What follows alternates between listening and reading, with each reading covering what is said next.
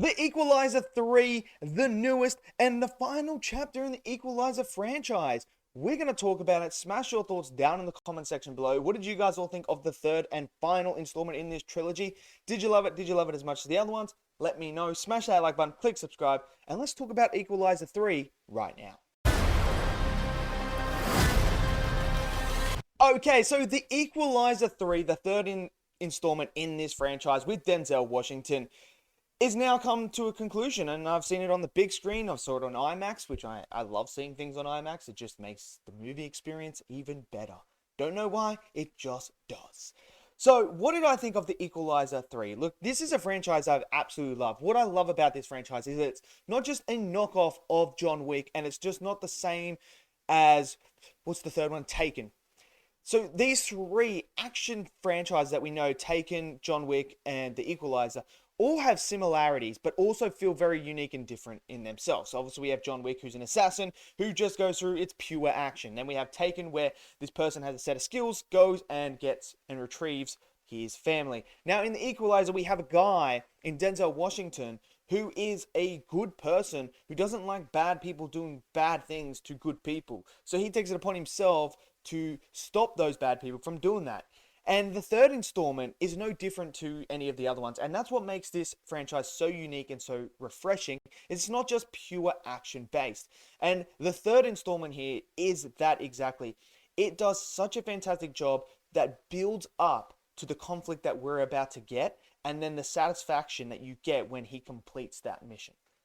That's what I love about this third installment. Is it's not just the same as a John Wick 4, where it's just like, okay, this is the final installment, let's just go all out, guns blazing, pure action, which I absolutely love. John Wick 4, I think it's the best in the franchise because it is just pure action, and I love that. But if you keep doing movies along that same formula, it starts to get repetitive, and you're like, well, I've seen that. Where this one doesn't do that. It starts off with showing you what this like carnage is that you see in the trailer, and then it leads to this story. And there's a purpose to this story and to the character itself.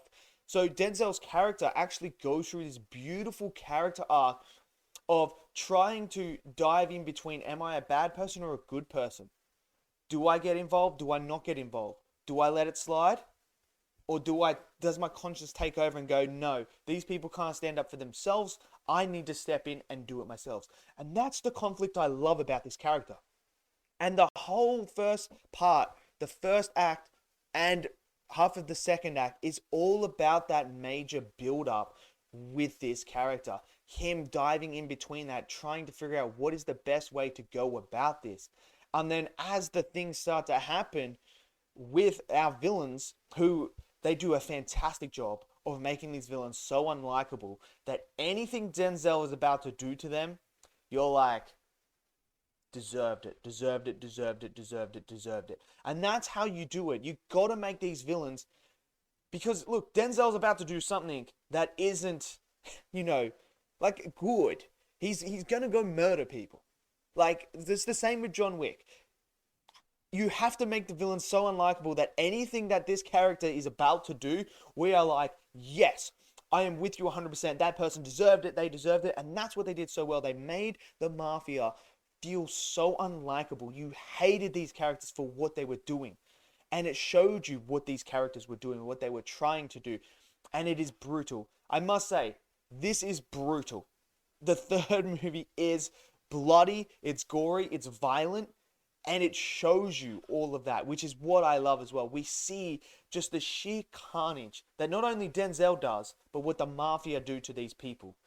And there are some scenes where I was like, oh my god, like I thought I was watching a horror movie. I thought I was watching Saw for a second. I was like, bruh, that is just so gruesome and brutal, but I'm here for it. I'm all here for it. And I absolutely loved that. Like, the story behind this movie may be my favorite out of all three of the Equalizers. What I also love about this movie is it's just not like fast paced all the time. It's paced really well. Like the slower build up. It's not like slow, but it's like this nice, gentle build up to it. And then once you get into that final act, it's just bam, bam, bam, bam, bam, and then it slows right down again, and you're like, this is so satisfying. as a finale, it was just I think this is like the perfect finale to the Equalizer trilogy. I really do.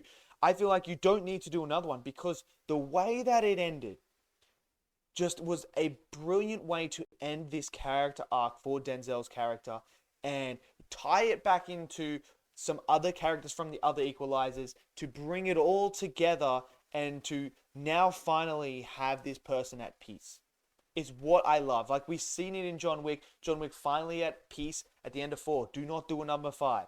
You don't need to. If you're going to do prequels, but do not bring him back because it was just a satisfying ending.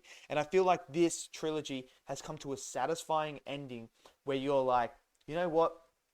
I don't need to see another one. I really don't need to see Denzel do this again because I'm satisfied. I think this trilogy worked, and I think this ending was brilliant. Denzel obviously is fantastic. Like, the guy's just so smooth as this character. Just so slick, so smooth. You believe everything he can do. And just, it's the manner in the way that he does it, in that manner. It's just so satisfying. It really is.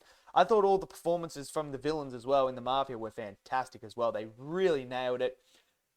The cinematography is absolutely gorgeous. Like, they picked a fantastic location in Italy, and it just looks gorgeous. Like I say, there is nothing better than when you film on location.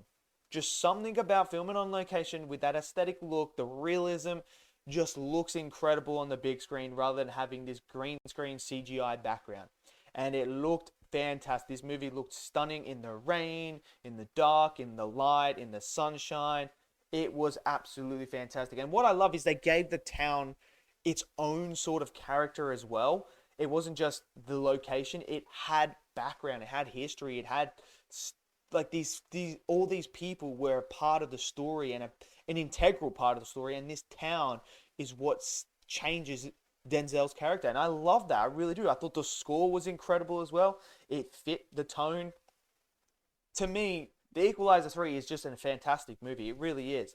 I really enjoyed it. Could you throw in a little bit more action? Yeah. I would have liked to see the action beforehand. Like, when you see the movie, you understand what I mean. There's like, when they show you what actually happened, we actually don't see it. We see a little glimpse through Denzel's eyes, but I would have liked to see him just rampage that, probably. I would have liked to just seen that set the tone at the start of the movie, like, okay, now I know what I'm doing. But it's brutal, because you can see what's happened, and you're trying to piece it together, and it's bloody and gory. But that would probably be one of my only gripes, is there's maybe a little bit of lacking on the action, but overall, I really enjoyed it. I really did. So let me know what you guys think of The Equalizer 3. Did you love it? Did you hate it? Smash it down in that comment section below. Smash that like button for me, and click subscribe. And I'll see you guys next video. Until then, stay safe.